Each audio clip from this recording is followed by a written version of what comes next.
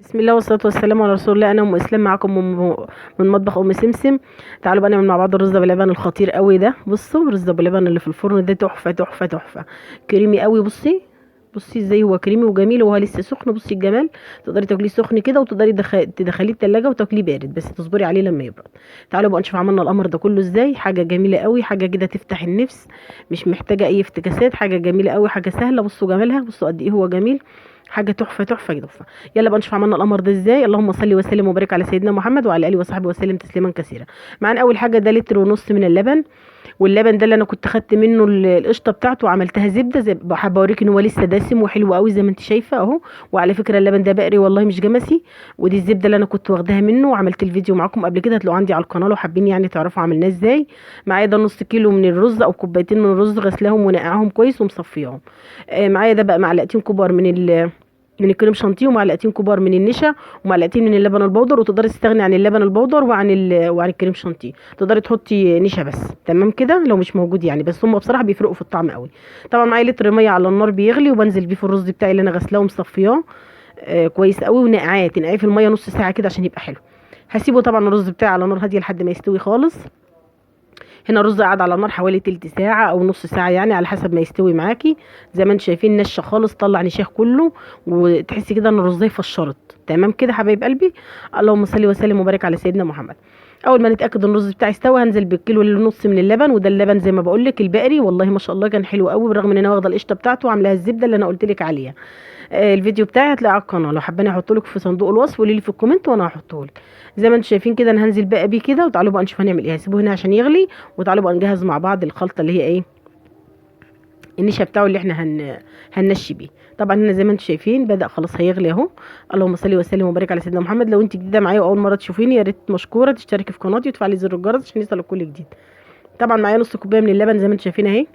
هجيب معايا اي بوله اي طبق اي حاجه عشان اقلب بيه المحتويات الجافه، ما ينفعش احطها على طول، لو حطيتها على طول على الرز وهو سخن هتكلكع معاك. دول معلقتين من النشا كبار على معلقتين كريم شانتيه على معلقتين لبن بودر. تقدري تستغني عن اللبن البودر والكريم شانتيه، تقدري تستخدمي نشا بس. تمام. تمام كده هتقلبي بقى الكلام ده كله كده مع بعضه زي ما انت شايفه. وطبعا زي ما بقول لك الكريم شانتيه واللبن البودر بيفرق قوي في طعم الرز بلبن، لكن لو انت مش موجود عندك ومش متوفر هتعمليه من غيره وهيبقى حلو برضه. هقلب طبعا المكونات دي كلها كده مع بعض عشان انا مش حباها لو انا نزلت بيها على الرز وهو سخن هتكلكع معاكي ومش هتديكي النتيجه اللي انت عايزاها خالص، مش هيبقى كريمي ابدا. تمام كده هدوب كل المكونات دي بقى كده مع بعض، وهنزل بيها على طول على الرز بتاعي بعد ما غلى زي ما انتم شايفين اهو. زي ما انتم شايفين هنزل بيها على طول على المكونات دي، وهقلب برضو يعني هنزل بيها وهقلب على طول تقليب مستمر. طبعا احلى رز بلبن هتعملي انضف من جوه من بره واحلى بكتير، كريمي قوي، مش رز بلبن قافش كده في بعضه ولا حاجه، لا رز جميل قوي، وحتى لو دخلتيه التلاجة برضو نفس كريمي، بتاكليه كده كريمي زي اللي بتجيبيه من بره واحلى كمان. اللهم صل وسلم وبارك على سيدنا محمد وعلى اله وصحبه وسلم تسليما كثيرا. اسفه طبعا لو كنت طولت عليكم، انا بقالي اسبوع ما بنزلش اي فيديوهات بسبب طبعا كان عندي مشكله في القناه، وكان عندي يعني اتوقفت لمده اسبوع، والحمد لله اتحلت المشكله والحمد لله يعني يا حبايب قلبي. وحابه اشكر الحبايب اللي سالوا عليا في كل مكان. اللهم صل وسلم وبارك على سيدنا محمد وعلى اله وصحبه وسلم. طبعا لو جديده معايا مش عايزه اقول لك تاني وبتملي مني، يا ريت تشتركي في قناتي وتفعلي زر الجرس عشان يوصلك كل جديد. زي ما انتم شايفين الرز هنا بتاعي كده تمام.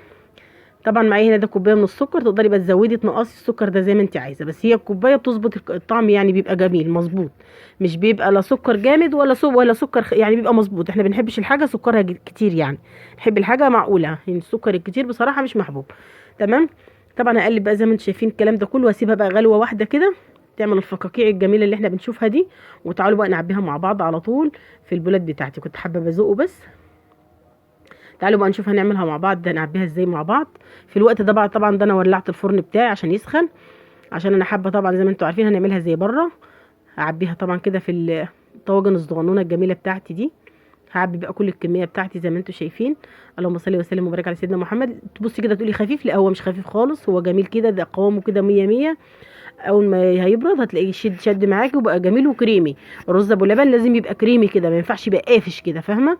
طبعا ده شكلها معايا. طبعا دي زي ما بقول لك الزبده دي اللي انا مطلعاها من اللبن. الفيديو هسيبه لك في صندوق الوصف طالما لو حابه يعني تشوفيه. هبشر بقى على وش كل واحده كده حبه حبه كده زي ما انتم شايفين. لو حابه تحطي بقى جبنه موتزاريلا، حابه تحطي حاجه من الحاجات براحتك. انا ما بحبش الحاجات دي كلها، انا كل اللي بحب احطه قطعه من الزبده ببشرها كده على وشه وادخلها الفرن. قطعه الزبده دي بتديها لون حلو قوي، وكمان بتديها ريحه حلوه وطعم حلو. تمام كده، زي ما انتم شايفين كده حبايب قلبي. في الوقت ده انا كنت مولعه الفرن بتاعي ومولعه الشوايه، لان انا حابه اديها لون بس. يعني انا مولعه الفرن فوق وتحت ايوه، بس انا حابه ان انا هحطها تحت الشوايه على طول.